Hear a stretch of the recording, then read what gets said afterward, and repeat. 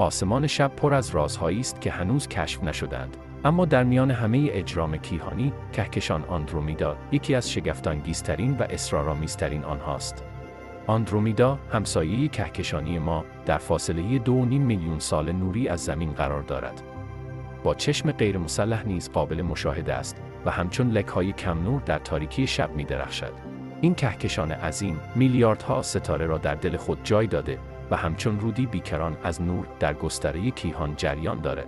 اما راز بزرگتر آن، سرنوشتش است. آندرومیدا با سرعتی شگفت‌انگیز به سوی کهکشان راه شیری در حرکت است. در آینده دور، این دو کهکشان با هم برخورد خواهند کرد و کهکشانی جدید و عظیم را پدید خواهند آورد.